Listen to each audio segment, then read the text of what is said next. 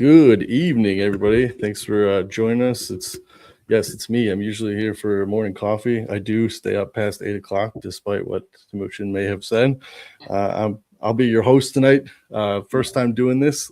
I'm a longtime viewer of this, so this is very exciting that I get to host it. I appreciate all you guys. It's like meeting my favorite idols here. Gordo, it's just nice to have another American here. That's what I we're putting the American in American Scouser. There you go. I appreciate it. Well, tonight I'm joined by Sully, Glenn, JW. How are you guys? Pretty good. Winning the Carling Cup today for Chelsea, so not bad. Nice. Take it. Everything sucks. Yeah, dreading City in the Cup tomorrow, that's for sure. Yeah, we were just chatting about that beforehand, and I put it down to, maybe in that time where Derby, somebody had a little bit more to prove, and we're just going to stick with that, I think. But we are going to talk about it. So and I apologize because I am trying to do my very best Macca impression here. So I'm going to throw ahead and get the schedule up here. So we'll talk about match day 16, talk about the time where Derby, talk about who wants it, because that Arsenal performance was very interesting. Obviously, Manchester United kind of flounder. Tottenham just pulling a classic Christmas present for everybody else. And it just still feels like it's anybody's Premier League at this point. And then the big one that's looming over all the teams, almost everybody loses somebody, is AFCON. Then we'll get into match week 17 and then finish with Tonali's picks. You guys are going to have to lead me through that one, obviously, because that's not something we do on the morning shows. So let's get right into it. So first up, let's talk results. Big standout for you guys, Sully. What's apart from your tragic loss, what other results stuck out to you this weekend? Well, I mean, Glenn and Jamie, I'm gonna leave some meat on the bone for you guys, but I mean, Forest 3-0 Tottenham. That is holy. That who saw that coming? I mean, Tottenham looked like they had turned the corner. Forest looked like they were in free fall, and then 3-0 out of nowhere. I mean, just incredible. I did find it interesting on that Saturday. Every game had 2 goals by one team. That's an interesting little statistical anomaly there. But I mean, it's got to be Forest Tottenham. That's an unbelievable result. And am I wrong in saying who's sorry, it's been a long week at school. Who's Forest's coach right now? Yeah, that's what I was going to bring up. Sean Dyche is. Okay, it's Sean Dyche. Because I was going to say, I was like, why do I feel like Forest has Tottenham's old manager? But now that I know it's Sean Dyche, there's nothing more to say about this. This is a classic Sean Dyche result. Come in midway through a season and start getting results, and then piss off to another team at the end of the season. But still, I mean, that is a classic Sean Dyche job right there. But yeah, so for me, it's Forest Tottenham without question. Jay, I'll throw it over to you. Anything to add? Any other games stand out to you? West Ham nearly got something against Villa, high-flying Villa. They crept up on me this year. I swear we spoke at length, multiple episodes in a row, about how Villa didn't score a goal for 5 weeks. So I literally wrote them off and wasn't paying attention to them. And then suddenly you see them popping up at the top of the table. Morgan Rogers giving Thomas Tuchel a little bit to think about this summer at the World Cup. But I mean, if we're talking about a Chelsea in a title race, a Villa, other than the fact that Villa never win anything, like, are they in a title race? Like, potentially? Yeah, I mean, it's West Ham, so you can't get too excited because we beat them 2-0, and we've been really struggling to hold clean sheets, then B, get results. So, but you can only beat who they put in front of you, and obviously having to come from behind. I mean, those are the kind of scrappy wins that win you something. And yeah, I mean, at the beginning of the year, they were in free fall. It looked like shadows of a Villa team from maybe 2 years ago, where they were just high flying, getting themselves into Europe, and now it looks like they're back. Whatever was said in the dressing room, whatever changed over there, it's definitely a new life. And yeah, it's so condensed together that all you have to do is string a few results together, especially around this period we have coming up, and you can really do something. Definitely. Yeah. Just don't lose and collect points. And, you don't know where you're going to be, especially because of all the results that we've seen over the last couple of weeks of, one of the topics that I want to bring up is just like who wants this Premier League, because every week we see somebody dropping it or getting very lucky with teams that they should easily be beating. So, get your results and let everybody else do their dirty work and see where you end up. But Glenn, I'll pass it over to you. Any games stand out from this weekend? Yeah, I quite like you both leaving me the 8-goal thriller at Old Trafford. That was quite generous of you. I mean, maybe it's just a sign of the times and where, honestly, both teams are, right? Because Bournemouth, at the start of the season, they were the Villa, right? They were the overachievers. They were right up there, 5th, 6th, right up there for a while with Semenyo on fire.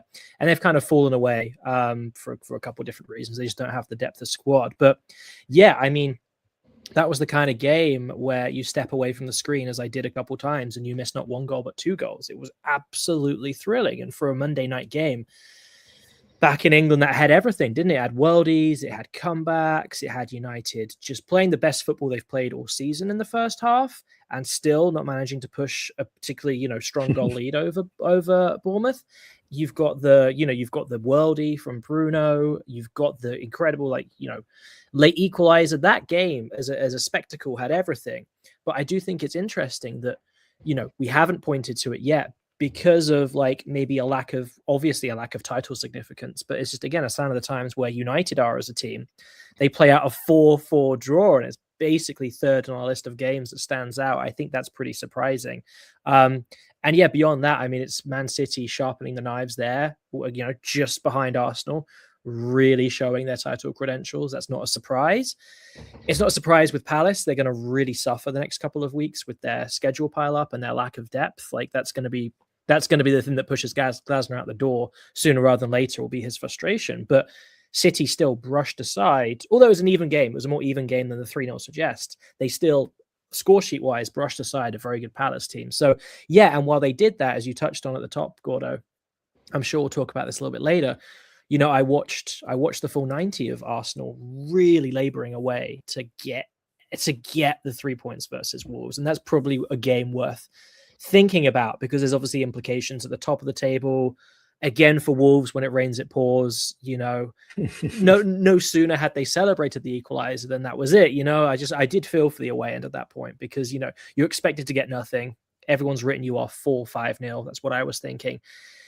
You put in a gritty 90 minutes, you get the goal, you get the punch on the counter, and still, Bukayo Saka makes something happen. 96 minutes too. Just, right there, skin in their teeth.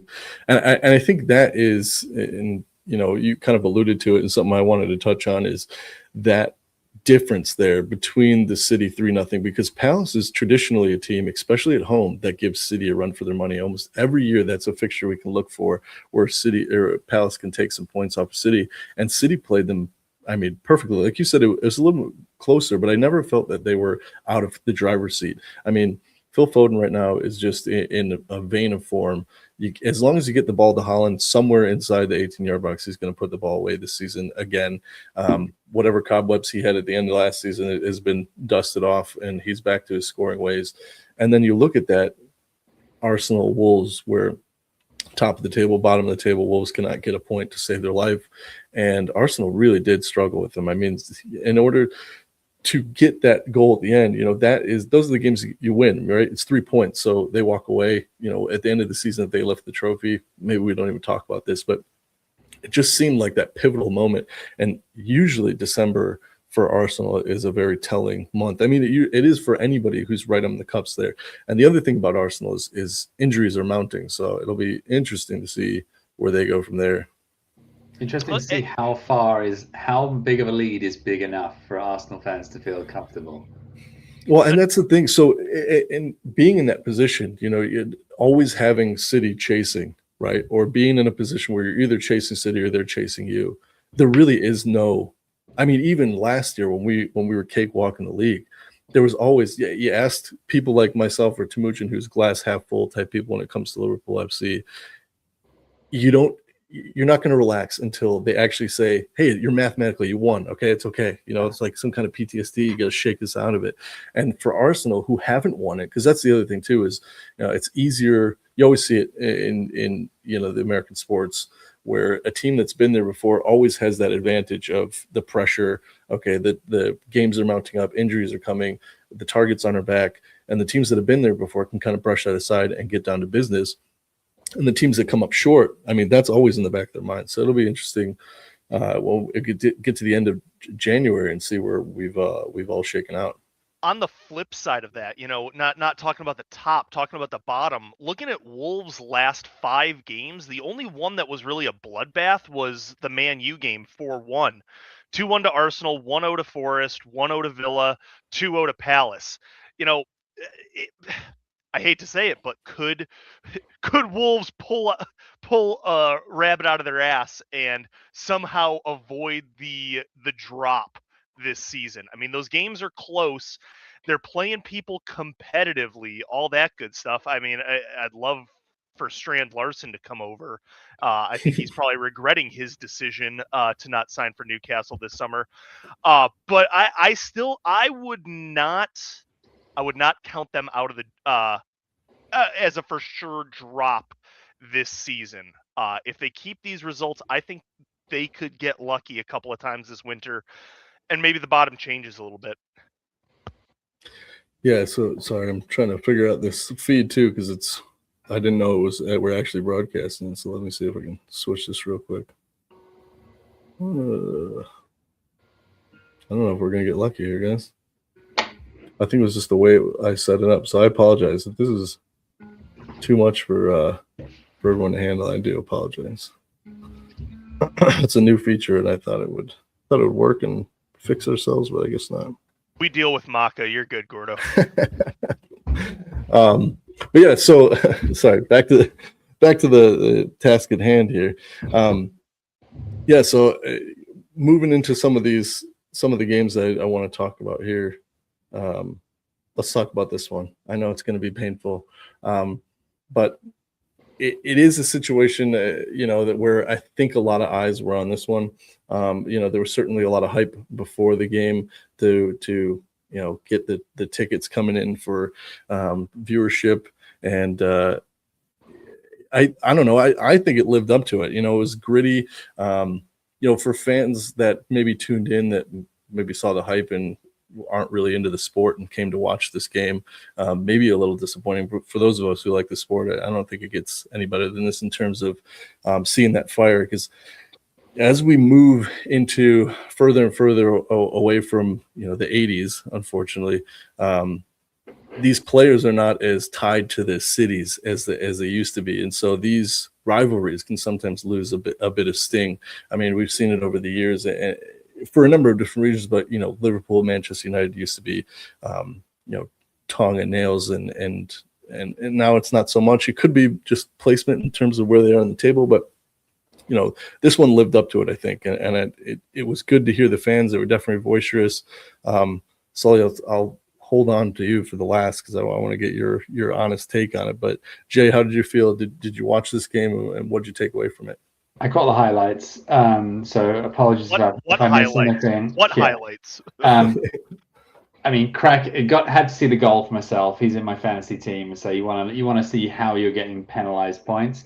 But I get what you said, Gordo, about kind of rivalries, but it does make a difference when some of the players, some of the older players, let's say, lean in and really embody that.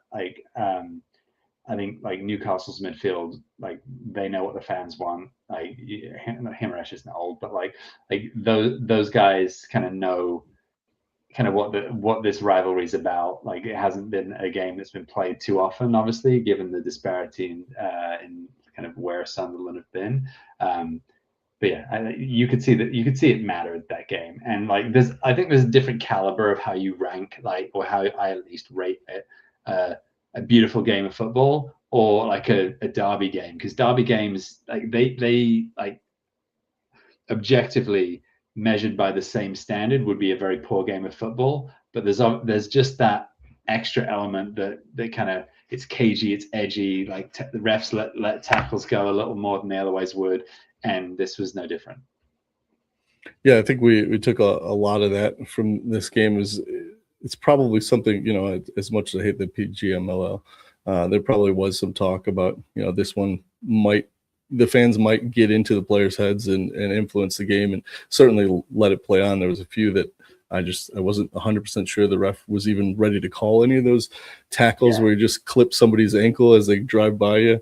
They was let 4 or 5 of those go, and I think it gave the game a little bit of life. And in my opinion, the game was allowed to flow, even though it was a little testy. Because if they had called everything that we've seen some of these refs calling fouls this season, that would have been an extremely boring game, in my opinion, because they would have just been stopping every 2 or 3 seconds. Good to see Xhaka kind of come off the pitch with blood on him as well, like proper derby game. Exactly. Yes. Yeah. And I don't know. Just there's something very poetic about the incoming away striker scoring the own goal for the loss. It's just I don't know. It doesn't get more poetic than that, in my opinion. But Glenn, did you watch this? What did you take away from it? Didn't catch the full game, but very interesting. Just Sunderland cementing their position as the surprise package of the season by a mile. I mean, they're backing it up with result after result. Sully, I mean, you guys just don't travel well. We know that this season. It's a shame you couldn't figure your team's kind of away day mentality out for this particular occasion, because you just didn't put in a good enough performance. And yeah, it was an attritional game, wasn't it? It was everything derby, as we've all said. It's a good old-fashioned, hard-fought game. We love the little tactics that Sunderland are playing with visitors on the big screen, various other old-school fun little things, just to give it that extra bit of life. And, as a neutral, I don't really mind who wins, but I do particularly love the Sunderland fan base. They've obviously been through the ringer the last few years. You take that back right now. It was just a proper old-school derby, and yeah, I mean, credit to Sunderland. They are absolutely flying. They're obviously not going to be relegated. They're obviously, they should push for Europe for as long as they can, realistically do that. And they're going to lose a lot of players to AFCON, which we're going to get onto. But yeah, I wasn't surprised by the result, because Sunderland have form. Newcastle are really exceptionally poor away from home. Eddie Howe's got to figure this out. But I will say, these are two clubs in the north on Tyneside who are really strong at home, and I wouldn't want to go to the Stadium of Light or go to Sully's backyard either, because these are hard places to go and get a result. And although we've done that already this season, and unfortunately we threw away what should have been a pretty straightforward 3 points with some really, really just disappointing play. But yeah, it was just a good old-fashioned derby, and it's really good to see it back in the Premier League. This is one of those derbies that still matters. It's not quite. It's up there with. I think it's up there with the best in kind of Scottish and English football in terms of a derby, and Welsh football. It's a proper game, and it was hard fought. I was going to say, hopefully the next one, at Newcastle is a bit more of a fun spectacle. Maybe let's get a couple more goals that aren't scored by Voltemade's head in the wrong net. And I felt for him, right? He looked miserable, the poor bloke. Yeah. Of course, and when he came off, the home supporters cheered him. Just salt in the wounds there, but you love to see it as a neutral fan. It's what makes the sport so great.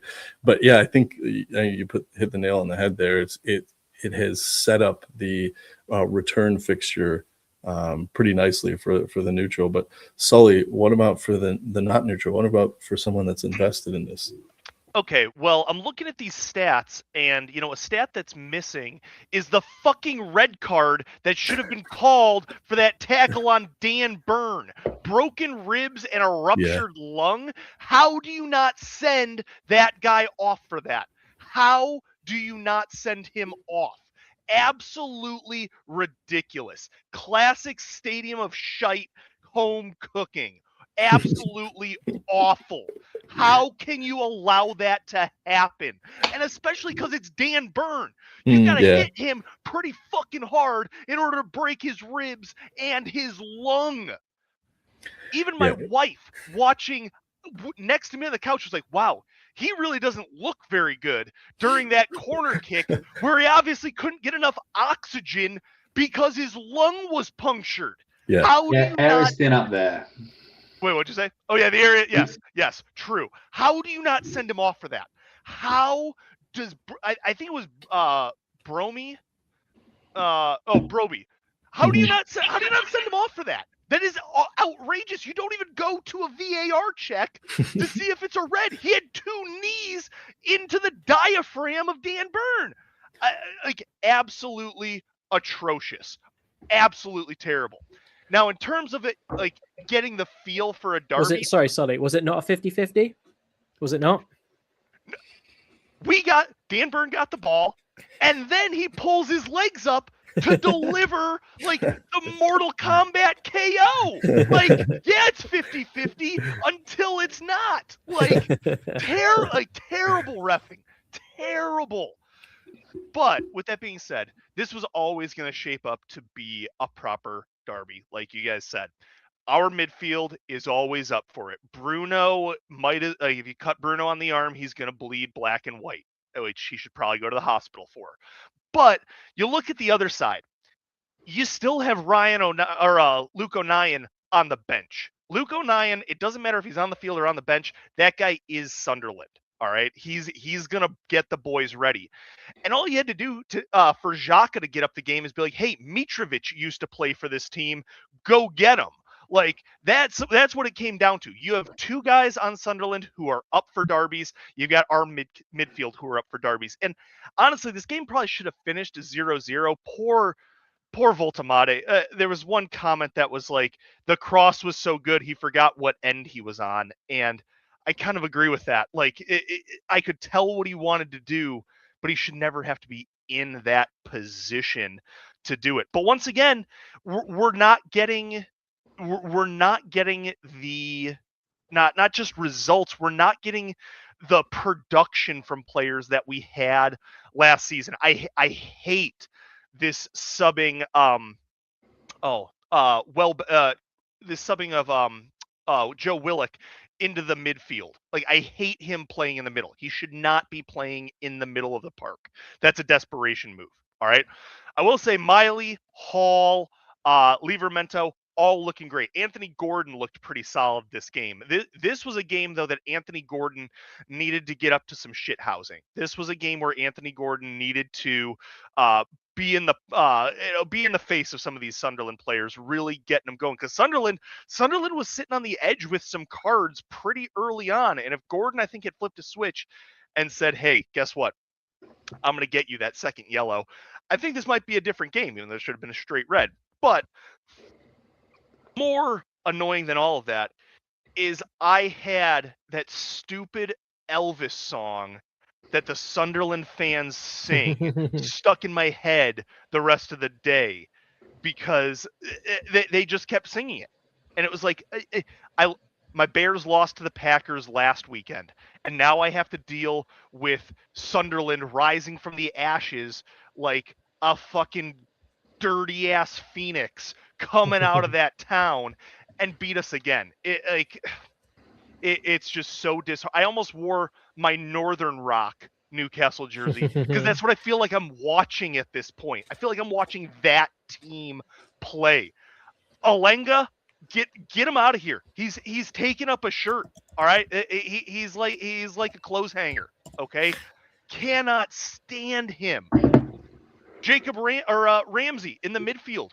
Where has he been? Where is Ramsey? What, like, Eddie? That's the guy you have to train up and get that little bit of extra experience, because he is who you brought in for the midfield coverage when you got to sub Bruno, Jolinton, and Tonali out. So I don't know. I have not lost faith in Eddie by any chance, but God, is this frustrating to watch. And wow, that was a great 5-minute cameo by Vissa, who's about to go off to AFCON for the next 2 months. This is warm-up. His AFCON warm-up. Yeah, seriously. And Glenn, you know in your heart of hearts, he's going to come back from AFCON with like 2 torn hamstrings, a foot facing the wrong way, dislocated elbow, nose smeared all over his face. It's what's going to happen.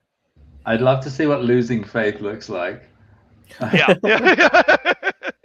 But yeah, like this is just so frustrating. It's so frustrating. And it hasn't changed. Like, I've been watching the same Newcastle game now for the last 2-3 months. Like, it's outrageous. There have to be tactics that get changed. It's just ridiculous. So that's where I'm at with this game. But it is what it is. It is what it is. So it looks like we're just waiting for Gordo to get back on. So do you want to pass, JW? I'll pass this over to you. Here you go. I want to hear about. I know we've heard about the miseries of Newcastle. Let's hear some feel-good stories at the Bridge. Let's hear about Palmer. Let's hear about some excitement. Finally got a win. Palmer got on the score sheet. Didn't play great. I think Everton could definitely have got something out of the game. But nice to see us pull it together and keep a clean sheet as well. Shame to see Dewsbury Hall pull up. I think he's going to be out for a few weeks. But yeah, I think this needs to be the start of something. Not playing fantastically well and getting something out of the game, putting together a few chances. We were not fantastic by any means, but typically Chelsea not being fantastic rarely means us keeping a clean sheet and scoring 2 goals. So if we can do that, a little bit more of that, then it's going to be big for us. Like one yellow card for Chelsea. Yeah, thank you very much. Quite poor in the disciplinary ranks, so would certainly take that. Decent amount of attempts, and I didn't actually see us double them in XG. Like from when I was watching, it looked like their chances were more than would have added to more than 1.03 XG, but I don't make that up. But gave away 11 chances. We definitely are starting to have a kind of a 2-tier squad like we did last season. Though there is the starters who have established themselves, and whenever we try, Maresca always comes out and says, like, I need to, like, my players are tired. But as soon as we put in the second string, they really struggle, and that's where we kind of lose a lot of these games. So thankfully we don't have anyone going to AFCON, so we're not going to get weakened further. I'm actually surprised we don't have anyone going. It's rare for team managers to figure that out. Well bought, Chelsea. But I guess what was the more interesting than this was after the game, after a 2-0 win, Maresca comes out and says, this has been the worst 48 hours of my career at Chelsea. And I was like, what? I've not heard that. And he's either talking to the media, which he's not really talking about. He's talking about the owners, clearly, and a little bit interesting to see what's going on there. So, like, has the goalpost moved and then suddenly saying you're in a title race, I need you to win the league, or I need you to win a trophy this year? And perhaps he's pushing back, saying it would be great if you could give me a few experienced players who could kind of go along with the school kids that I'm looking after at daycare. But yeah, we'll see what comes of that. I mean, it's never, not just at Chelsea, but at football in general. Hello.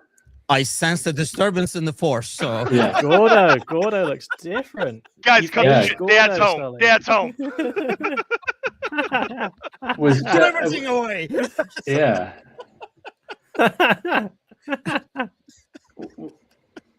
How You are guys you? carry on. I didn't want to interrupt. Go ahead. I'm finishing up. Was just saying how Turn off the TV. talking about Get to bed. Maresca's stance that he's taken on this being the worst 48 hours of my career coming out of the Everton game, and that's especially at Chelsea, but typically speaking, that's not normally a hill anyone wants to plant their flag on and say me versus you ownership, unless your name's Jose Mourinho or someone with a bag, like a load of like credit in the bank. Not sure he quite has it, as we could see the downfall of Maresca if he continues like that. He's been fine for us. I think he's got a few more Chelsea fans on side after the Club World Cup and some of the runs we've been on this season, but he's not had a blemish-free record. So I'm very intrigued how, like, if we don't have a good Christmas period, we could see changes happening. We'll see. Wait, what kind of changes? Well, Maresca decided to randomly come out and say this has been the worst 48 hours of my time at Chelsea, and media was all surprised and asked him about it, and then he was quite cryptic in his response. Was basically like, no, it's not. I'm not talking about the players. I'm not talking about the media. I'm not. And then is talking about the club and the ownership. So I thought maybe he had the runs or something. He's like, it's been rough the last 48 no, hours. no. He's sorry. I should have been more clear. But interesting to that coming out of a win.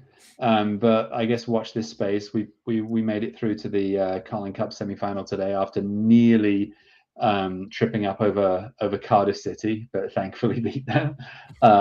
After I was talking about two kind of A team, B team. Our A team came on and were relied on to get us through, unfortunately. But JW, I got a question for you real quick. Is Mudryk really training for the Olympics? Is that like a legitimate story that I saw? Who knows? I heard rumors that he's going to. They're pretty confident that his ban is going to get rescinded or at least reduced, and he's going to go to Strasbourg. Feels like Red Bull racing. Like you've got a B team, you just kind of put him in there and get him back on his feet. What is he going to be doing? Is he like, hey, let me go somewhere where everybody else is doping? I know. I'll just go to the Olympics. I was going to say, maybe he shouldn't go to Red Bull. He should go to White Ball. That's where he should be headed. I think that isn't there some games like where athletes are all doping? Like that, I saw that on TV recently. That sounds perfect for him. I think he's just going to miss the entrance fees for that. I think he's just missed the sign up time.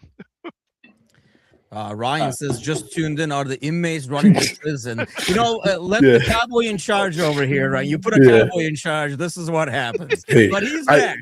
I have the texts when you said, I don't know. It's just they're new features. I don't know if you see the YouTube, but both of them are on there. I once earlier where everybody was vertical, but both of them are on there. Depends on like which broadcast you go to. And you know it's bad because I was just in the lobby there, and we had a handful of viewers that when my face popped up, a bunch of people dropped off and they're like, "Oh, this guy's back." I thought we were done with him. So. But at least the order is restored. So I'll let you run the show and do your cowboy thing over there. You guys have a great night. Yeah. Thanks, Dad. We'll just keep our fingers crossed this stays on. Sorry about that, everybody. Sorry about that to you guys as well. Where were we? Oh man. We're into Chelsea now, Gordo. Oh, okay. Well, then I'll remove this because we're just. I think we've just finished Chelsea. I think there's Glenn's got some thoughts, I'm sure, on the on Brentford this weekend, and then we can move on. I've said them all, Jamie. I was on a Brentford podcast on yesterday. Feels like a while ago. So I had an hour and 10 minutes to kind of process through it. I mean, there's a couple comments in the chat about Henderson, and I mean, him and Jack, have been two of the best signings I think of the summer window, to be honest, in terms of their importance for the club. Great to see him score after a long couple of years without scoring. Great to see his Jota celebration. Loads of positives there. But yeah, I mean, long story short, disappointing performance. Our levels were lacking throughout. Leeds, it was a bad time to play Leeds, as Jamie found out. As you've both found out, Gordo and Jamie found out. Leeds are no mugs this season, and Super Leeds. You've both been taken for a ride at Ellen Road, and they took that form on the road over to our place, and they were good. They were well organized, well drilled. We just didn't have the kind of nous or quality to unpick them, and we looked a bit labored, really. So, when all said and done, a point against the resurgent Leeds, I'm not gonna, go complaining about because that's a little arrogant. What I would say is the performance itself was really lacking. So looking inward, it was super disappointing, and honestly, looking forward. 3 games in 6 days. We're losing Dango to AFCON, which might be a nice transition to AFCON chat in just a moment. He's been okay for us. He's been fine, but he is a key part of our front three, right? We do not have any depth in that front three. We've got Reece Nelson on loan from Arsenal, who doesn't seem to be able to get any fitness for us or any tempo. Carvalho from you guys was kind of pretty poor, and then he was injured. He's been a horror signing for him and us. It's been a disaster, Carvalho. A rare miss from our recruitment team, I'd say, with him. But yeah, it's just disappointing. So, you're looking at our front three for the next couple of weeks. It's like, well, Thiago, of course, Sharda, Keane Lewis Potter again up there. He looked pretty mediocre against Leeds. And then you're out, right? You've kind of run out. So I think the whole Wissergate, Sully, that we had to deal with, right? It became such a focal point, just like you guys with Isak. It was such a huge distraction. And Liverpool, you guys got so wrapped up in Isak Gate, you could not be bothered to go buy a centre back, and that's going to kill you this season. Going to kill you. So all three of us got really, really done in by big transfers, by big focal points, by players acting up, right? It really, the legacy of those three transfers, and Sully, you said, tongue in cheek, Wissa, you get a 5-minute cameo from Wissa before he jets off to get injured somewhere else. Like that merry-go-round of signings has been a catastrophe for every club. It's been a disaster. And for Brentford, we're kind of unfortunately reaping the consequences of that now, because I think we expected Wissa to stay. I think had he not had this standoff, the plan was for him to stay. He had an extra year to run, optional on his contract. He was not in his last year. He had a bonus one we could have signed. So I think with your centre-backs, Gordo, Sully, Voltamati's been brilliant, but obviously you've had a pretty up and down season, obviously. And for us, we panicked. We did end up selling Wissa. I don't think we wanted to. And up front, we look super, super lightweight right now. Not in terms of our starting front three of Dango, Sharda, and Thiago. They're very solid. They're great. But the second you take away Dango for AFCON, there's just no one else. It's just brutal. So I think the legacy of a very, very messy and very, very uncharacteristic window for all three of our clubs, I think we're all dealing with the consequences of that kind of, really, really just chaotic couple of weeks for us all. Can I just get a show of hands for fuck Isak? Gordo, get your hand. Yeah. Well, okay, so I'll say, come on, there you go. There you go. This looks more like Nostradamus saying it after the fact, but I was totally, even in the very early stages, right after we had won and we were linked to him, in middle of I think the first inklings we heard was like end of January, February, that they were in talks, or at least that was a target that we were looking at. And I just felt that it wasn't a player that I felt that we normally go after, right? For so many years, we've been going after these diamonds in the rough, right? Where we can make a decent athletic player fit into a system and become 10 times better than they would anywhere else.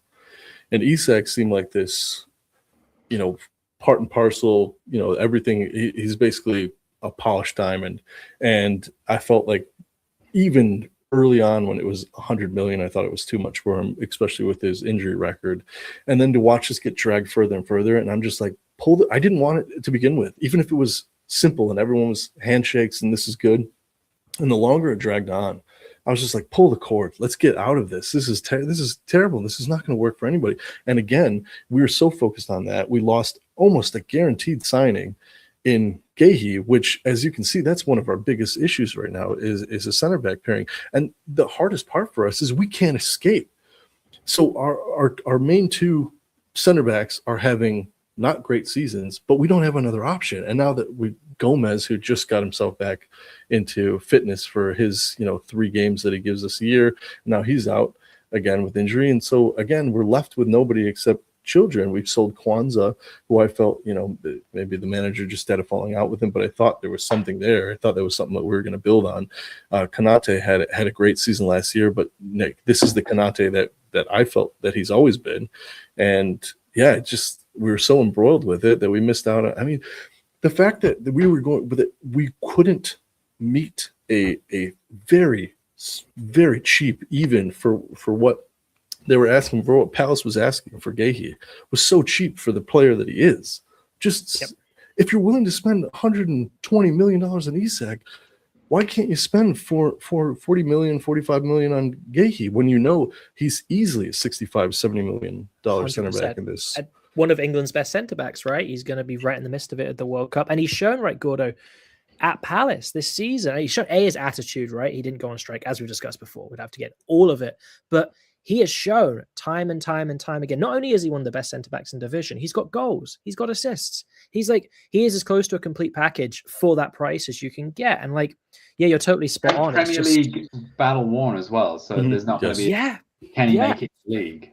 I think everyone's heads just got a little bit turned and got a bit confused. And for you guys to be without a deputy, seriously high quality centre-back who could then drop in, he would have come in for Kanate weeks and weeks and weeks ago. That goes without saying. So it's tough. Yeah, I felt, and you know, the hardest part about that is globally too, right? It doesn't just impact Gahey and Isak and Liverpool and Newcastle. It affects everybody because there are young players and there are younger agents that watched that whole saga, right? You had one player throw all the towels out of the bathtub or whatever phrase you want to use. He throws a giant fit and he gets his way. And then you have one player that acts as a professional and he misses his move. And so what do you think that tells somebody, right? Am I going to be professional, or should I, if I want this move, should I act the way Isak acted, or should I act the way Gahey acted? And I think it's going to have huge rippling effects down the line, because what we watched was basically awarding that kind of behavior from everybody, because it wasn't just Isak, it wasn't just Isak's agent, it was Liverpool, it was Newcastle, it was all of them combined, and the way that they handled themselves. And that's the move that ended up working, and the one that was quiet and civil and professional didn't go through. And I mean, we did like behind Voltamade, our best signing of this transfer window is Malik Chow. Like he is he is outstanding. So we did bring in a center back. Shar has just gone off a cliff. Botman's always hurt, and Dan Burn has a punctured lung. So, like, I mean, we could have brought in another center back, but we did address that issue. It's the other signings that we've had that haven't been able to cover for a position that we needed two of, and we only got one. Yeah. And, I cut off before I could say it, but man, Dan Burn, he wanted to come back in. That was the best part, right? Like, he literally couldn't breathe. It looked like he was going to pass out there. Like, I mean, his face looked like the color shade of green of your flag next to you. Yeah. Like, but they had to tell him to leave, though. That's the best part. Like, no, you have to go. He's like, I got this. I'm not leaving. Yeah. But yeah, so it's only Sunderland. I'm not no trouble. And yeah, homegrown boy. I'm pretty sure like you would have needed a stretcher to get him off the field. Oh, definitely.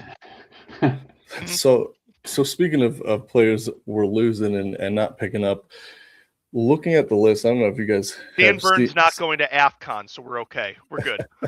He wouldn't be going anyways. The one that shocked me the most, I think, Arsenal. How many? There's no AFCON players leaving Arsenal. I don't think I can remember a time when they've not had an AFCON player in their squad. That is surprising. Luckily for them, because right now you'd think even losing one more player with that injury list is going to be a very difficult winter for them. But out of everybody that's going, who do you think suffers the most? It's a good question. I think a couple of teams are going to miss key players, right? So United are going to miss Mbeumo big time. Like, he is a key part of that attack, but they've got depth as well. I look at a team like Everton, where they're going to lose Ndai, who is the heartbeat of that team creatively. Like, I think he's one of the best players in the division. He is the definition of a baller. He's one of my favorite players, like hands down in football. Like, he is so gifted. He's got a great work rate. He's just a proper footballer.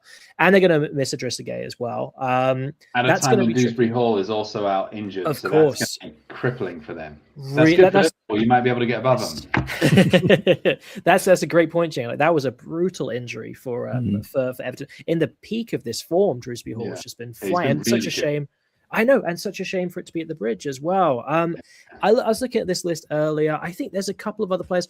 I think Fulham, it's going to hurt Fulham a fair bit as well, right? Iwobi, Bassi, if anyone saw his sensational run down the pitch and then shanking it out, that was probably the highlight of the weekend. Did you see the Senegal or the Nigerian bus as they were ribbing him on the bus? Yes, where they're showing it. Yeah. Oh my God. I missed that. I'll have to check it out.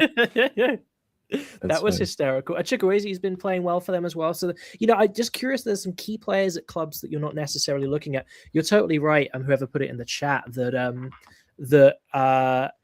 Ryan, as you mentioned, I said, I don't know if it was early we mentioned it. I think Sunderland are losing 7. So they are losing more than double any other team, right? So the teams closest to them, it's United, Fulham, Burnley with 3, and then you drop down to the 2s and 1s. In a different timeline, Marmoush and Ait Nouri would be brutal for City. It just hasn't been their season fitness-wise, so it doesn't actually matter. But they are really instrumental players when they're fit. And then, Burnley, I mean, it's not going to help them losing Tanzabi, Foster. These are players that play minutes for them, right? I think it's really going to impact the middling to lower teams. I mean, the Fulhams, the Evertons, the Burnleys, because we don't have Brentford. I mean, yeah, we're only losing 2 players, one of significance in Atara, but we do not have the squad depth to replace a 40 million winger. Everton cannot replace and die, right? Even Burnley don't just pick. Lyle Foster's played loads of minutes for them. He scored a handful of goals. You don't magically replace a key forward if you're Burnley or Brentford or Everton, right? They're the clubs I think it's going to kill. And then Sunderland, hey, that's brutal. That's absolutely brutal. So we will see with that. And Chelsea not losing anybody either. No AFCON players, which is nice. I mean, and these are the times too that the top of the pack might separate themselves from that middle of the pack, because some of those top teams are not losing. Well, the players that they are losing, they have the players to replace those guys. For a team like Liverpool, Mohamed Salah leaving, I mean, there has never been a better time for Mohamed Salah to leave for AFCON. I think it's going to be a breath of fresh air for both teams, get themselves separated. Maybe Salah can do something in AFCON and come back a little refreshed, or the team learns how to cope without him and move forward, because, I hate to say it, but, the 5 games that we played without him, we picked up points. You cannot blame that solely on Salah, but, it is what it is. And when you have a system that's working, when you're in free fall, you stick with that system. And currently that system is without Mo. So, those players, Chelsea not losing anybody, Arsenal not losing anybody, City only losing 1 player, Liverpool losing 1 player who's huge but is not producing at the moment. This could be where we could see that separation from the front of the back. Are Villa losing anyone? It's a good I don't question. think so. They're not either. Because if you look at the league, we're starting to get like a little gaps emerging. Right, you've got the massive cliff at the bottom above Wolves, but Arsenal, City, Villa fairly close together. Chelsea 5 points behind Villa. Like, interesting to see if AFCON. I mean, AFCON's obviously coming after the or in and amongst the big busy Christmas period, so these gaps are going to emerge thick and fast.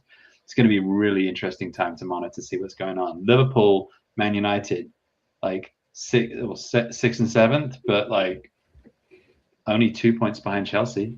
Like, and given the season you've had, you're 2 points outside the Champions League. It's not bad. This is going to be one of those frustrating seasons, I think, for us, where we look and go, man, if we had just gotten our shit together against insert lower half of the table team on that given day, we'd be right back in the mix of it. So, but yeah, it's by the time we get to January 30th, what is it? Six match weeks, I believe, something ridiculous like that.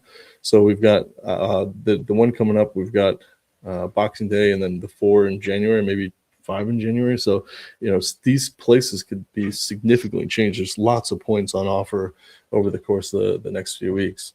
And missing key players is going to be huge. I think, Sunderland, I think they put themselves in a good position to not be relegated this year, but I think we'll see them slip into where we probably all expected them, maybe even a little bit higher, but 15th, 16th by the end of this. I don't know what we're going to do without Vissa. I mean, he's just been such a key part of our team and like the culture around Newcastle. So I'll tell you what, talking of non-sarcastic send-offs, how about Sangari for Notts Forest? 2 assists and a worldie of a goal. Yeah. That's how you wave goodbye before you get on the plane. That's how you do it. Yeah, that's a couple of highlight reels will be on the Christmas DVD box set that everyone's going to get in their stockings this year, and they'll shed a tear as it ends. But all right, let's move into the match week coming up, which is going to be Saturday the 20th, Sunday the 21st, Monday, and then I don't have it here, but there's only 4 days between that 22nd. This is the best time of the year to be a fan. Maybe one of the worst times to be a player. I couldn't imagine the cold, the rain, all the games in a row.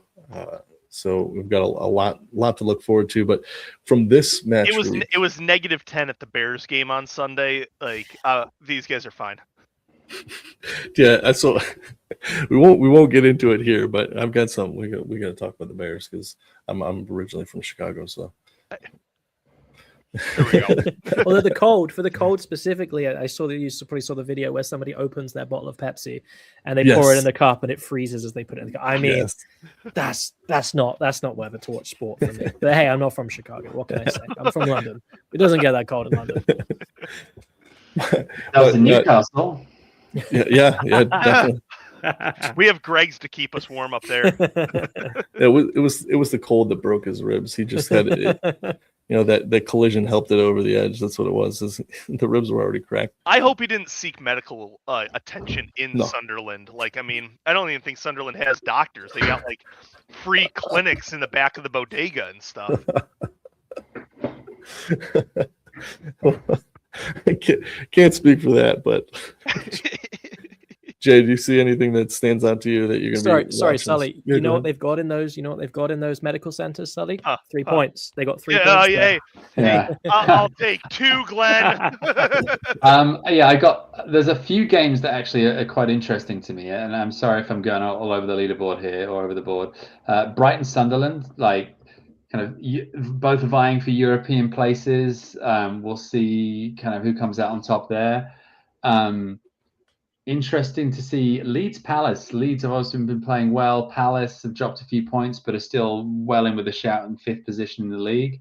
I think that'll be kind of a Palace are obviously favoured to win, but Leeds are still on a run of form. If they can put up a fight at Ellen Road, potentially there's points there for them, and could use Villa and United drawing. That would be helpful. Pin back Villa, and no one wants United being too high up the table. Like they can, bye guys. They've actually been quite obviously 4-4 draw we touched on earlier, but I think they've created the most chances in the league. They've had the most shots. They're like going forward, they're okay. They just, I mean, even though they've got rid of Onana, they still shipping quite a lot of goals, thankfully. Yeah, and it's how often do you say if a team puts 4 against Manchester United in recent years, it's probably a loss for United. So for them to have scored those 4, even though it ends up as a tie, it's good production rates. Glenn, are you looking forward to anything? I think it's a great week of games, a great weekend of games. There's some absolute crackers here. Newcastle, Chelsea. It's a shame it's so early for us. I want to sit down and watch that. Mm-hmm. Move to Spurs, Liverpool. That's a game that feels like it has chaotic energy, right? Frank under huge pressure at home, under huge pressure. The fans are sick of him already. They're completely sick of him, which is just, from my perspective, a real shame. And I mean that very genuinely. That's a real shame. And then, you go to Sunday, and it's a strange old schedule. The scheduling this season is just utterly bizarre. The way they've diced out the games, it just makes zero sense to anybody. But Sunday we have the sole fixture, but at least it's a good one. I think Villa United's going to be a cracking game. I think there's just good matches throughout. You've got the ones that you expect teams to really win. Obviously, City at home to West Ham looks like a home banker, but you just never know. And even Fulham Forest at the end of the weekend should be at the end of Monday shouldn't be a bad watch, with Forest looking in good form as we discussed under Deitch. So I think there's a lot of really, really entertaining games. And from a Brentford perspective, a few people in the comments, in theory, Brentford should go there and put on a strong performance and take 3 points. I just wouldn't be convinced. Wolves have to turn it around at some point. They will get wins. They will get points on the board.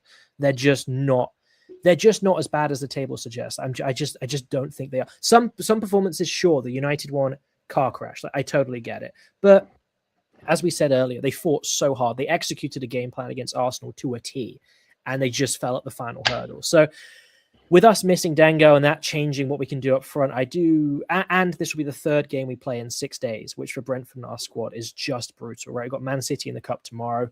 We had, a testing game against Leeds on Sunday, Wednesday, Saturday is just untenable for a squad as small as ours. So I'm not looking at that Wolves. If it was at home, maybe, but I'm not looking at going to the Molineux and thinking we're going to be gifted 3 points, because that's just not the way it's going to go. So I'm not saying I want to give Brentford a Tonali's, but if I was looking at maybe surprising results, I wouldn't look too far away from that game, because I think we might struggle.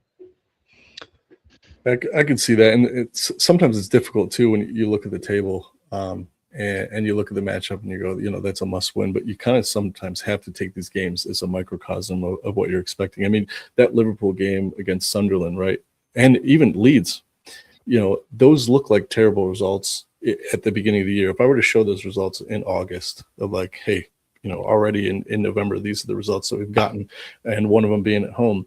But in the two forms, right, and just if you take the microcosm of just that game, that's a good result, right? Especially where Liverpool had come in and where Sunderland was coming from, and likewise Leeds on the bounce. And so sometimes you do have to take a step back from being that fan and be like, we have to put that away because they're so far down the table and these are valuable points. But sometimes you just have to look at the overall picture. But Sully, do you see anything here that sparks your interest? Well, something that is driving me crazy, and I don't know if you guys have to deal with this, but like YouTube TV makes it very difficult to have dual screen soccer games on at the same time.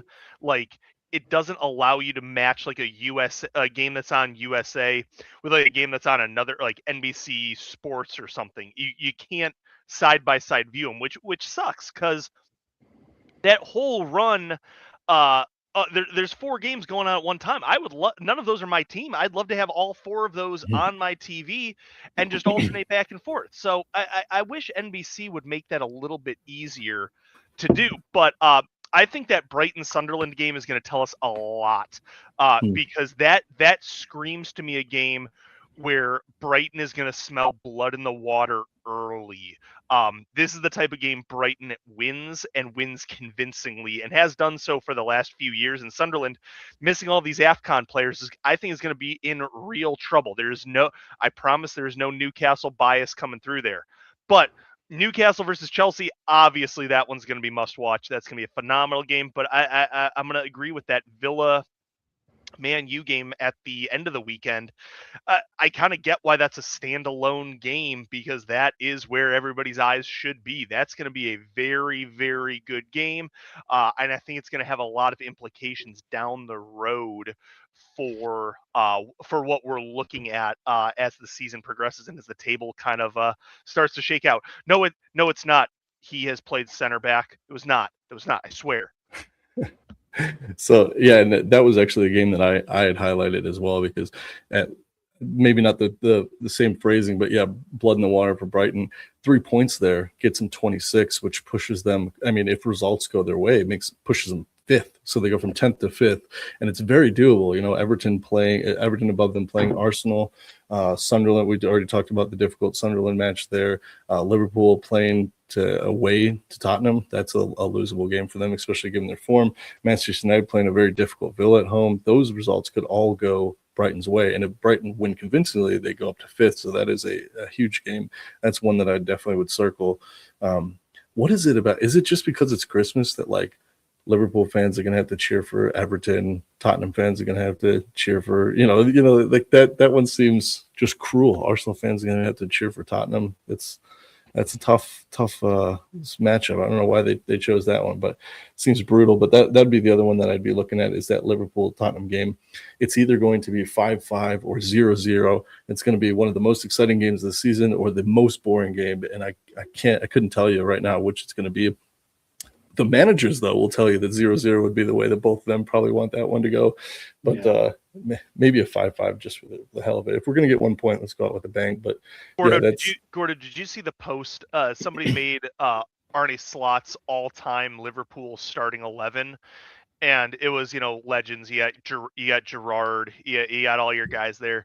But then there were no players on the left-hand side, and it was just Gakpo playing the entire left-hand side. Yeah. So that I don't know if you guys jump into the regular Discord, but that causes quite the stir. There is a huge divide between Gakpo supporters and Gakpo haters. I understand the need to change, but I'm one of I didn't want to lose Diaz. I felt that he was a player that we didn't have anymore. There was one point in time when we had 4 Diaz type players, right? What I would call is the vanilla twist, where you just get some guy that just is tired of the gameplay and he's going to take the game on his own and try and beat 2 defenders, take it to the line, tiptoe along the line, and either play a ball in or force a save at the near post. And he was the only player that we have now with that ability, especially with Salah off the boil. But I think that was mutual, right? I don't think that was Liverpool pushing Diaz away. I just think it was, two parties at the same time saying we're going to go different paths. You're not a part of it. Diaz didn't want to come with, and so you have to keep Gakpo. But Gakpo is a very one-trick pony player. But I love the guy. But overplaying him in situations doesn't help either. And Arne Slot's had a lot of problems, I feel like, with his squad rotation when he decides to bring in subs. I mean, just mismanagement of a few people. But I'm a Gakpo supporter.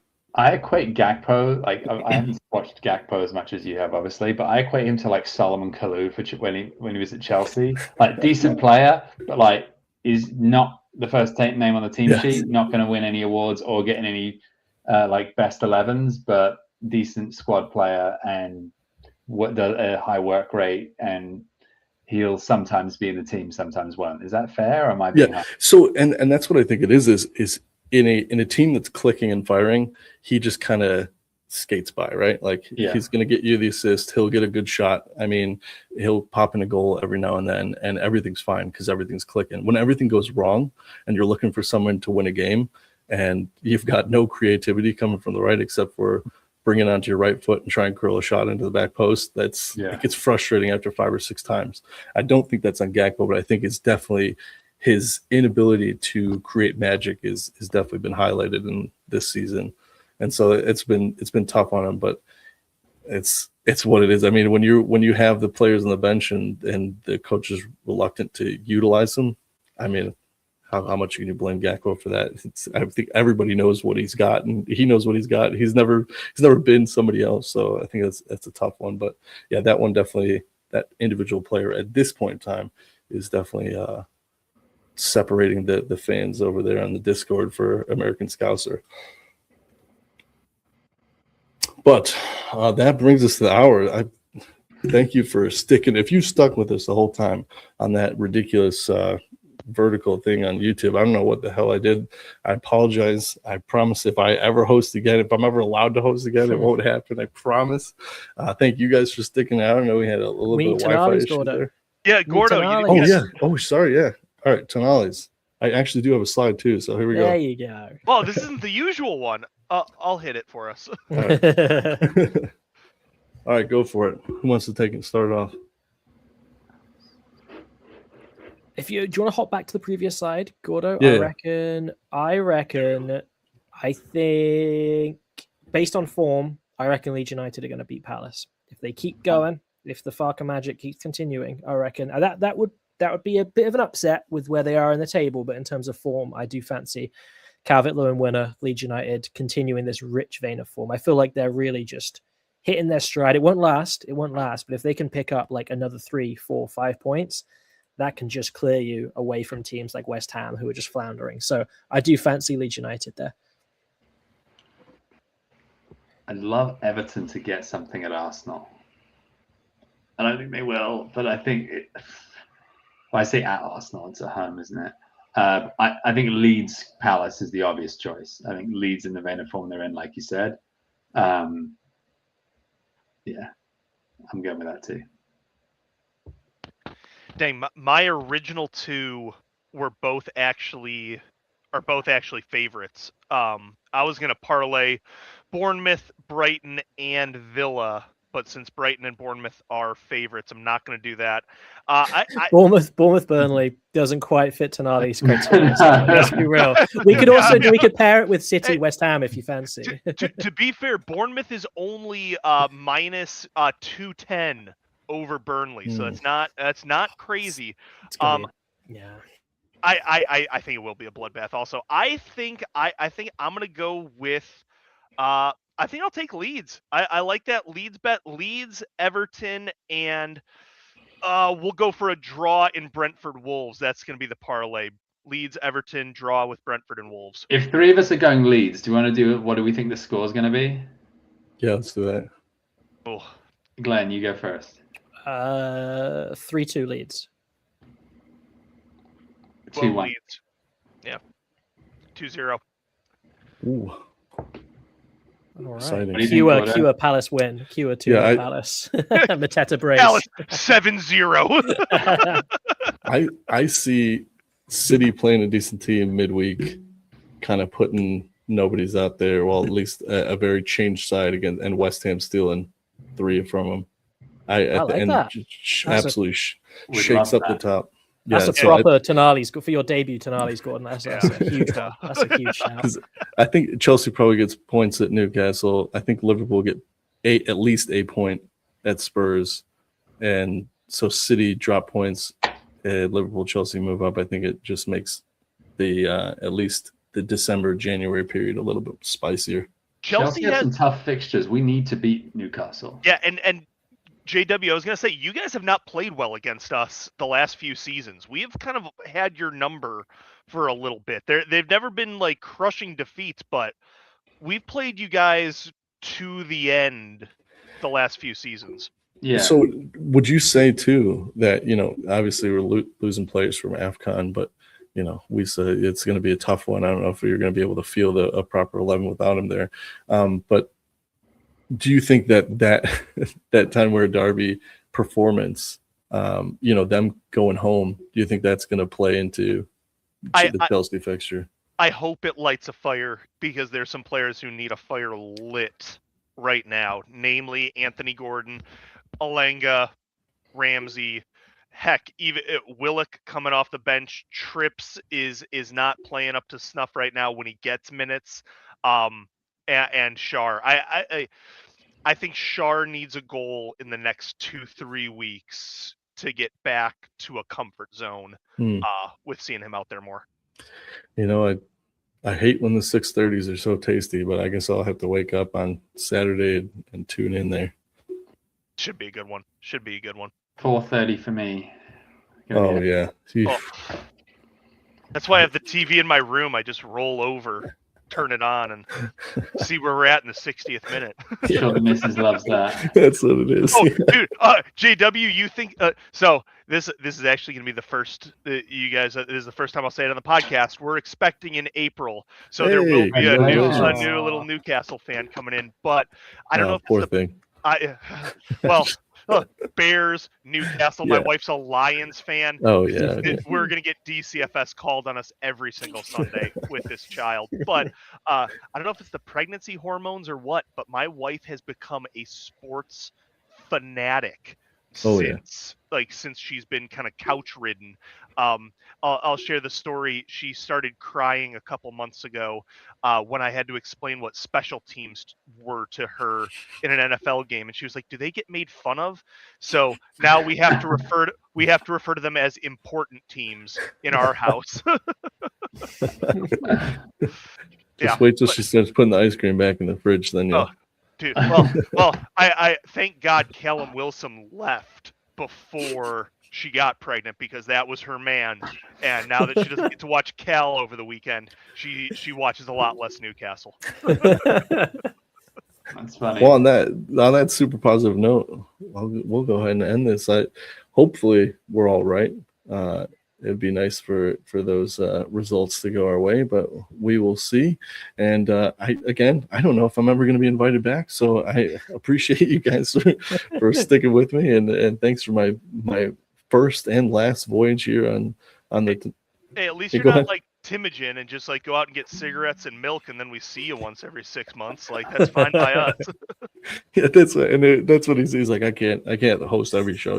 Somebody's got to take over for me. So stepped in for him and let him down, but thankfully he jumped back in. I appreciate you guys for readying the ship for us, and yeah, we'll see you next week. It might not be me, it might be me, and then maybe we won't have anyone watching if they see my face. But here we are, and let's have a good weekend. Thanks guys for jumping on, and we'll see you next week. See you later, guys. Cheers, guys.